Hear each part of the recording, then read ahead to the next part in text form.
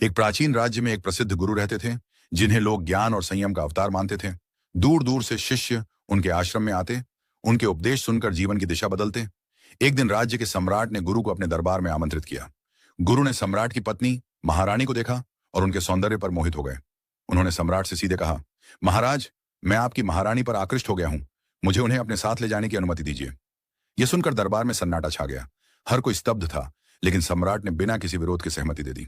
महारानी गुरु के साथ उनके आश्रम चली गईं। आश्रम पहुंचते ही महारानी ने चारों ओर नजर डाली और कहा, गुरुदेव, ये जंगल का आश्रम हमारे लिए उपयुक्त नहीं। हमें एक आरामदायक कुटी की आवश्यकता है। गुरु तुरंत सम्राट के पास लौटे और बोले, महाराज, हमें एक बेहतर कुटी चाहिए। सम्राट ने बिना सोचे समझे एक सुंदर कुटी का निर्माण करवा दिया। जब गुरु महारानी को लेकर वहां पहुंचे तो महारानी ने कहा, गुरुदेव, ये कुटी तो धूल मिट्टी से भरी है और इसमें कोई सुख सुविधा नहीं। मैं यहां नहीं रह सकती। गुरु फिर सम्राट के पास गए और हाथ जोड़कर बोले, महाराज, कुटी की मरम्मत और सफाई की जरूरत है।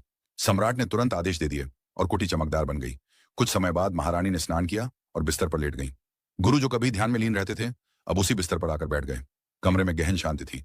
फिर महारानी ने धीरे से उनकी ओर देखा और कहा, गुरुदेव, क्या आपको याद है आप कौन थे? आप वही महान गुरु हैं जिनके लिए सम्राट हर इच्छा पूरी करने को तैयार रहते थे, जिनके शिष्य दुनिया भर से ज्ञान ग्रहण करने आते थे, जिनके वचनों से जीवन में परिवर्तन आता था।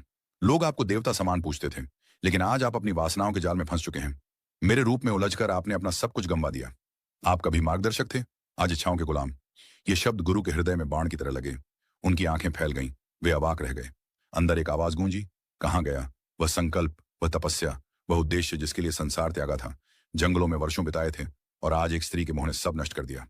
ये सोचकर वे फूट फूट कर रो पड़े। हाथ जोड़कर महारानी से बोले, क्षमा करें महारानी, मैं क्या करने वाला था। मैं आपको तुरंत सम्राट को लौटा देता हूं। लेकिन महारानी ने उनकी आंखों में झांक कर कहा, गुरुदेव, एक प्रश्न पूछ सकती हूं? गुरु ने सिर झुकाकर कहा, पूछिए। महारानी बोली, जिस दिन आपको भोजन में विलंब हुआ था, उस दिन मैंने आपके चेहरे पर एक विचित्र क्रोध देखा। वह पहली बार था। तभी से आपके स्वभाव में परिवर्तन महसूस किया। ऐसा क्या था जो आपको इतना उत्तेजित कर गया? गुरु कुछ क्षण मौन रहे, फिर बोले, जब मैं जंगल में था तो भोजन मिलना नियति पर निर्भर था। कई बार भूखा सोना पड़ता था, लेकिन मैंने कभी शिकायत नहीं की। परंतु जब दरबार में आया तो सब कुछ समय पर मिलने लगा। उस दिन विलंब ने मुझे क्रोधित कर दिया, क्योंकि मैंने सुख की आदत डाल ली थी। महारानी मुस्कुराई और बोली, गुरुदेव, यही तो मोह का जाल है। छोटी छोटी इच्छाएं बड़ी हो जाती हैं और संयम को नष्ट कर देती हैं। लौटिए अपने मार्ग पर। गुरु ने महारानी को सम्मान पूर्वक सम्राट को लौटाया और स्वयं गहन तपस्या में लीन हो गए।